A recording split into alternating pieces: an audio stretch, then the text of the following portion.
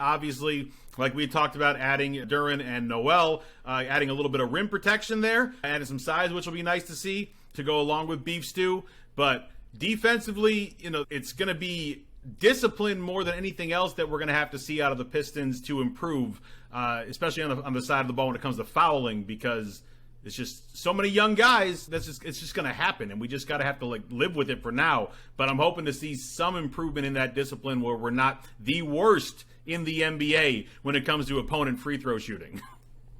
Yeah, well, I mean, we're probably just going to be a bad defense in general. We don't have a lot of good defenders, right? Cade's good, and Killian was good, but he's going to be on the bench now. And then you're looking at Isaiah Stewart, who's still not a great defender. He can protect the rim a little bit, but it's still not great. But Sadiq Bey is, not a good defender. Marvin Bagley isn't a good defender.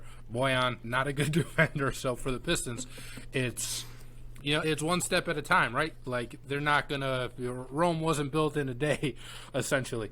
And I think there's some defensive potential, but even Jaden Ivey coming in, right, he's a rookie. He's not going to be Herb Jones like was as a rookie. It's just not going to happen. He's going to have some plays like he had in the preseason game the other night, where he has, I think, 2 really good blocks, and then he had the Alvarado steal from behind.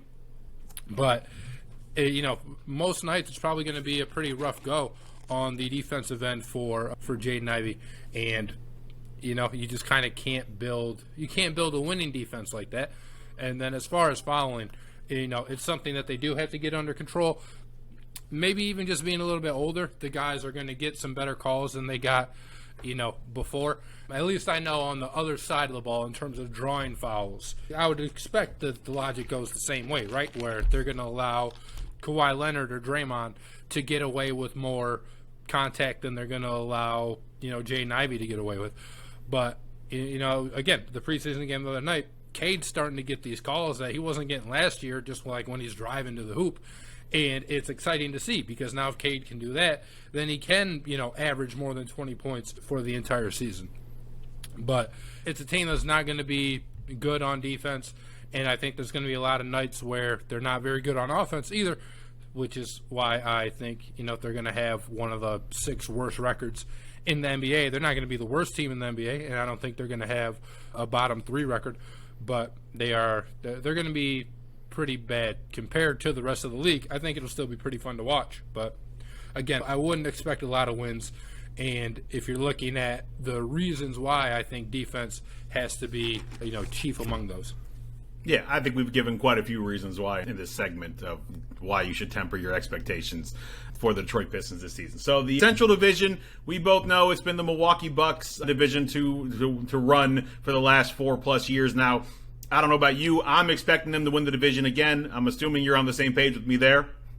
Yeah, the Bucks are maybe the best team in the East, and certainly. Okay, and so then after that, it's, can the Chicago Bulls stay healthy enough to be second in the division, or do the Cavs leapfrog them with Spida Mitchell joining a new team and leading the way offensively? And he says defensively, he said he's going to focus on being a better defender this year. We'll see if that actually comes to fruition or not. But so who you got second, the Bulls or the Cavs? The Cavs. The Bulls already can't stay healthy. Lonzo Ball might be out the entire season. But, yeah, I think the Cavs are going to be pretty good, pretty solid. Obviously, Garland, Mobley, Donovan Mitchell, obviously big addition. But even getting Jared Allen back, and last year when they had Jared Allen, they were really good defensively, and then they lost him. And then they were not only bad defensively, they were bad just kind of as a team after Jared Allen went down. But I think they'll be better than what the Bulls are.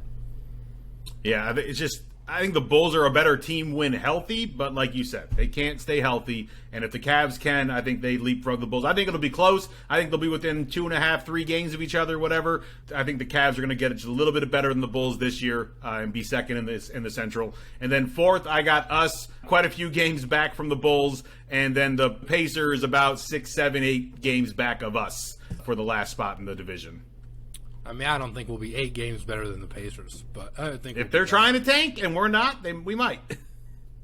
All right, but still, if we win 30 games, they have to win only 22, and that's what I'm saying. They tank for us. I know, but I think our over-under is like 26.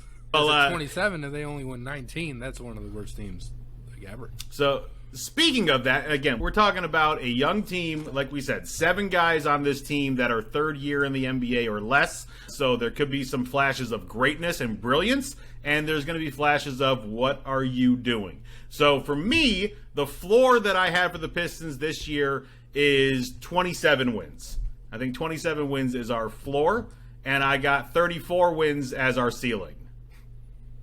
I mean, I think the floor is probably closer to 23 or 24 wins. The ceiling, I mean, if everything goes right, I don't know, 38. Close to 500? That'd be amazing. The East is still great, but if Yeah. I don't know if Cade is like all NBA, and Ivy is, rookie of the year, then maybe they can sniff 38. But I just don't see a situation where they get to like 40 or something. All right, who you got as most improved Piston? Most improved Piston. I mean, it's probably a cop-out answer, but Cade Cunningham. He's going to be the one who has to improve the most if the Pistons are serious about winning. And it doesn't matter what any of the other guys do, Livers or Sadiq or Killian Hayes or whoever. But it's going to have to be Cade because it all falls on his shoulders. And I think he's got the most talent. I do think he will be a borderline all-star this year. So I'll pick Cade Cunningham. So I didn't go with Cade because he was already averaging about 20-plus points, especially for the second half of the season, and I'm expecting him to be around that 23, 24-point mark per game this year. So I did not go with Cade. I have it between either Beef Stew, if that three-point shot really is starting to fall for him, his numbers should jump up a ton, and Sadiq Bey, he was already showing glimpses of it last year. If he has more open opportunities and knocks down those opportunities, I think he could be actually in the running for most improved in the NBA, period. So I got it between those two. For me, sixth man, it depends on how we play and who's hurt and who's not, but it's either Killian or Isaiah Livers, depending on how they run the offense. But I think we've seen glimpses of what Killian is starting to bring to the table. I do think this is a year that people are going to be going, that's why we took this guy. And I'm hoping we see that out of Killian. So I got him or Isaiah Livers as our sixth man of the year. I got Alec Burks. I think he's just going to come off the bench and be a strong veteran presence for the Pistons. He's probably going to be the guy who, when somebody gets hurt, he can kind of run point guard too. He did that a little bit when he was with the Knicks, I believe. And, I think he's just going to be a guy who they trust and who they, kind of spot start when some of these guys end up getting hurt, when some of these other guards get hurt.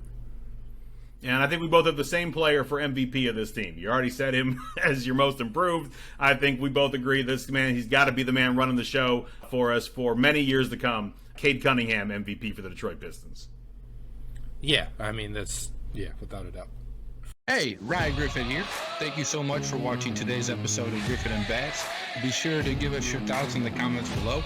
Remember to click the bell to receive the latest notifications from DSN and subscribe for breaking news, community blogs, polls, contests, and other content.